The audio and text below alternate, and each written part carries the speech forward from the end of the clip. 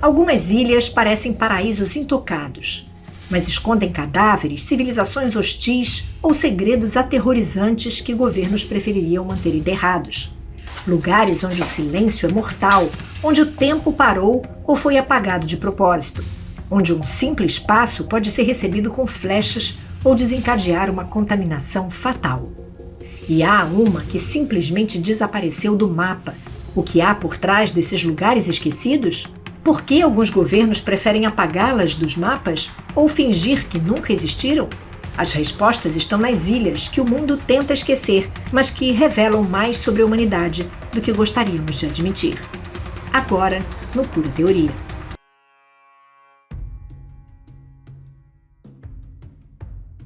Há lugares que parecem ter parado no tempo, um lugar paradisíaco, sem vestígio de civilização. Mas apesar da aparente tranquilidade, essa ilha guarda um segredo que a faz lembrar aqueles filmes de aventura com civilizações extremamente hostis. Só que nesta ilha, isso não é ficção, ela existe. Está no meio do Oceano Índico. Só que pisar na areia dessa praia pode ser uma sentença de morte. A Ilha Sentinela do Norte é um dos locais mais inacessíveis do planeta. Ela é oficialmente território da Índia, mas na prática funciona como uma terra soberana. Ninguém entra, ninguém sai. Isso porque ali vive um dos últimos povos isolados do mundo, os sentineleses. E tudo que sabemos sobre eles pode ser resumido em 3 palavras. Eles rejeitam contato. É exatamente por isso que o governo indiano criou uma lei que proíbe qualquer aproximação não autorizada. Um raio de 5 milhas náuticas cerca a ilha e ultrapassá-lo é crime, porque lá o risco é mútuo. Os sentineleses nunca tiveram contato com a medicina moderna e não possuem imunidade a doenças comuns como gripe ou sarampo. Um simples aperto de mão poderia causar uma tragédia biológica. Mesmo assim, há quem insista em atravessar essa linha invisível. Em 2004, após o tsunami do Oceano Índico, um helicóptero da Marinha Indiana sobrevoou a ilha para verificar os danos. Foi recebido com uma chuva de flechas, um símbolo vivo da recusa ao mundo moderno. Em 2018, o missionário americano John Allen Shaw foi morto a flechadas ao tentar evangelizar os sentineleses. Seu corpo foi arrastado pela praia com uma corda amarrada ao pescoço e nunca mais foi recuperado. Em 2006, 2 pescadores que dormiam em um barco à deriva foram mortos e tiveram os corpos pendurados em estacas como aviso. Recentemente, em 2025, o youtuber ucraniano Mikhailo Polyakov tentou fazer exatamente isso. Usando um bote inflável equipado com GPS, ele remou até a ilha na esperança de registrar imagens exclusivas da tribo mais perigosa do mundo. Levava consigo uma câmera, um colete salva-vidas, uma lata de refrigerante e um coco, que deixou na praia como presente. Foi preso assim que retornou ao continente. Para Caroline Pierce, diretora da Survival International, o gesto foi de uma irresponsabilidade absurda. Ele não apenas colocou sua vida em risco, mas também a sobrevivência de toda a tribo sentinelense. Mas por que tanta hostilidade? O antropólogo Anup Kapoor, da Universidade de Delhi, tem uma teoria. Ele disse que muitos deles foram mortos e perseguidos por ingleses e japoneses, por isso odeiam quem anda de uniforme. É um trauma coletivo que atravessa séculos. Acredita-se que seus ancestrais migraram da África há cerca de 60 mil anos e se isolaram ali desde então. O idioma que falam não é compreendido por nenhum dos povos vizinhos. A cultura, a religião, os rituais, tudo permanece um completo mistério. Porque os sentineleses não querem ser estudados, não querem ser salvos, não querem ser descobertos.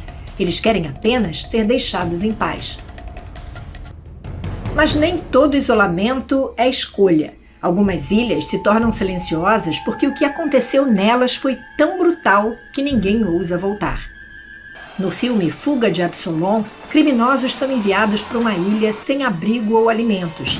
Ao chegar, o personagem principal descobre que os presos antigos comem literalmente os recém-chegados. E toda a história vira uma luta pela sobrevivência. Na vida real, houve uma ilha onde o horror era um experimento real, autorizado pelo governo. Aconteceu na ilha de Nazino, na Sibéria. Em 1933, o governo soviético, durante o regime de Stalin, decidiu realizar uma experiência que beira o absurdo: criar uma colônia forçada em uma ilha deserta no meio do rio Ob. Mais de 6.000 pessoas foram deportadas para lá sem comida, apenas sacos de farinha, ferramentas improvisadas e praticamente nenhum abrigo. A maioria sequer sabia por que estava sendo mandada. O resultado? Caos, morte, canibalismo. Documentos revelados décadas depois mostram um cenário que ultrapassa os limites da barbárie. Sem alternativas, os presos começaram a comer os cadáveres, depois os vivos. Alguns relatos falam de carne humana sendo fervida em latas enferrujadas. Mulheres trocavam seus corpos por um punhado de farinha. Os fracos eram caçados pelos mais fortes. O experimento durou menos de 2 meses, mas deixou uma cicatriz eterna na história da União Soviética. A ilha ficou conhecida como a Ilha dos Canibais e desapareceu dos registros oficiais por décadas até que a verdade emergisse nos anos 1980, com a abertura dos arquivos secretos. Hoje ninguém mora ali, pelos gritos que ainda parecem ecoar da lama. Mas existem ilhas que parecem carregar um luto, locais onde o tempo passou, mas deixou para trás uma dor que ainda assombra quem ousa se aproximar. Poveglia parece encantadora quando vista de longe. Uma pequena ilha italiana cercada por canais tranquilos e vegetação densa. Mas por trás dessa imagem bucólica esconde-se um dos cenários mais perturbadores da história da medicina e da saúde pública.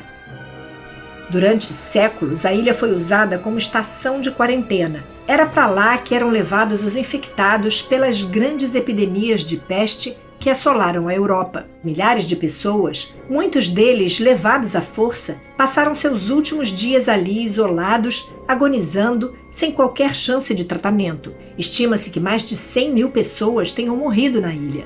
E os corpos? Queimados em valas coletivas, sem nome, sem registro, sem direito a luto.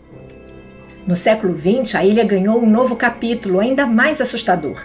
Poveglia virou um hospital psiquiátrico e, como em muitos hospitais desse tipo da época, os métodos eram tudo menos humanos. Existem relatos de abusos, experimentos e práticas cruéis. A lenda mais conhecida diz que o diretor da instituição enlouqueceu com os gritos e aparições de antigos pacientes e se jogou da torre da ilha. Ninguém sabe ao certo se é verdade, mas o que se sabe é que a ilha foi abandonada nos anos 1960 e, desde então, está interditada. Nenhuma das tentativas de venda ou revitalização da ilha prosperou. Os relatos de vozes, vultos e uma atmosfera pesada afastaram investidores. E hoje, quem se aproxima ouve sempre a mesma advertência dos moradores de Veneza: não vá até lá. Mas o que você pode fazer é curtir o vídeo agora mesmo. Mas do outro lado do mundo existe uma ilha que guarda fantasmas de um outro tipo. Não são lendas ou assombrações, são estruturas reais, concretas, erguidas em meio ao mar e depois deixadas para ruir. Um lugar sombrio que serviu como cenário para o filme 007, Operação Skyfall.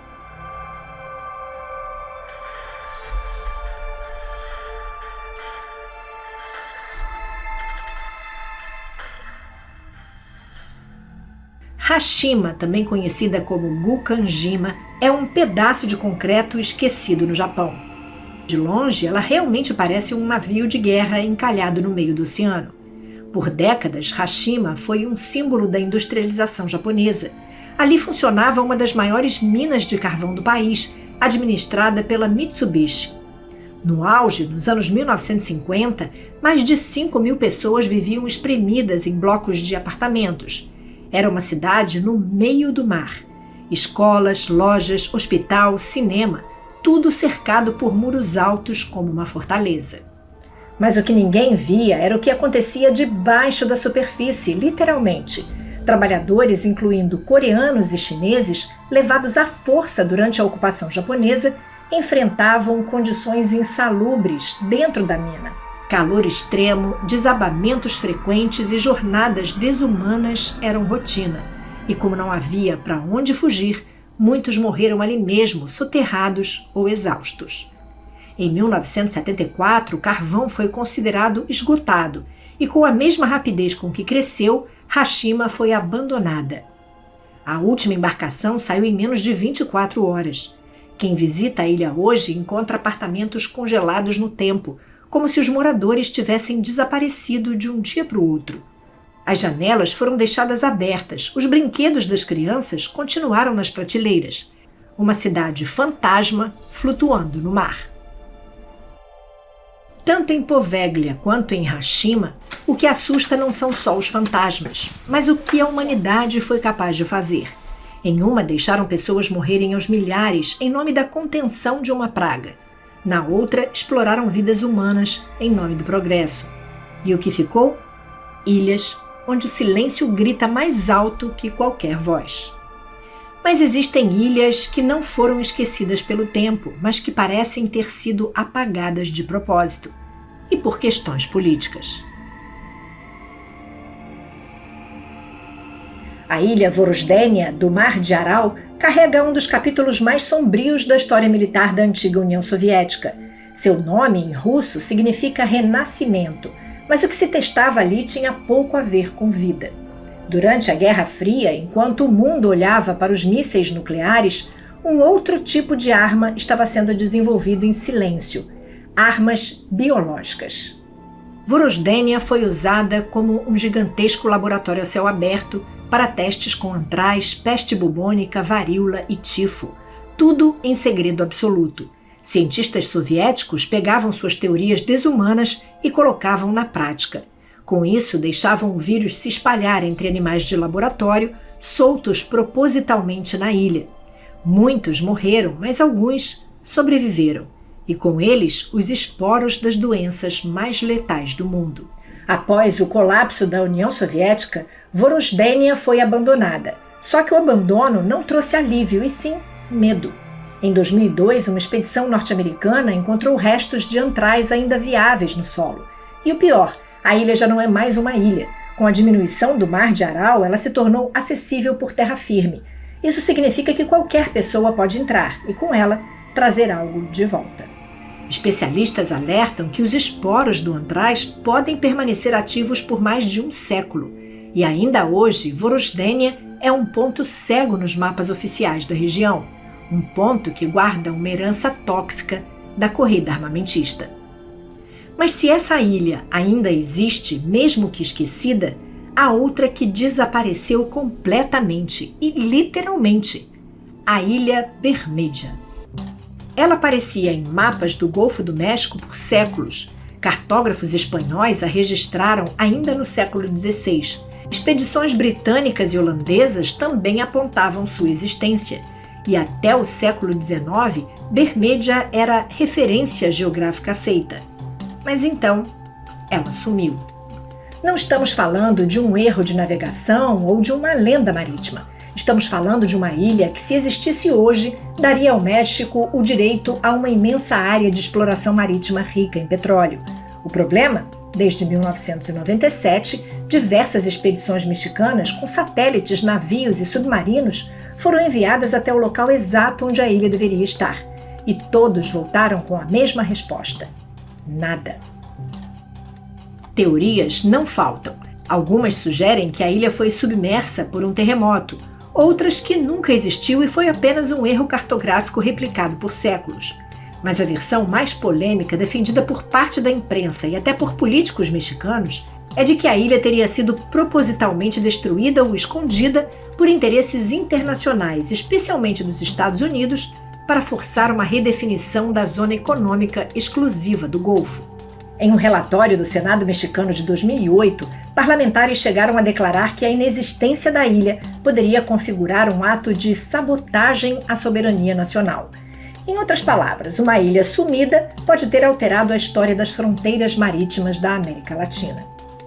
Elas não são apenas pedaços esquecidos no meio do oceano, são espelhos do que a humanidade tenta varrer para debaixo do tapete.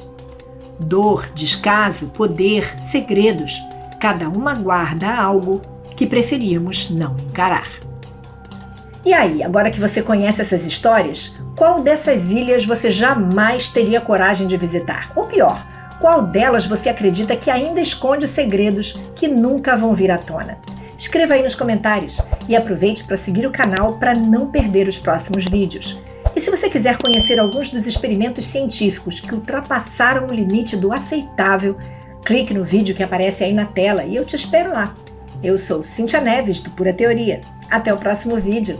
Tchau!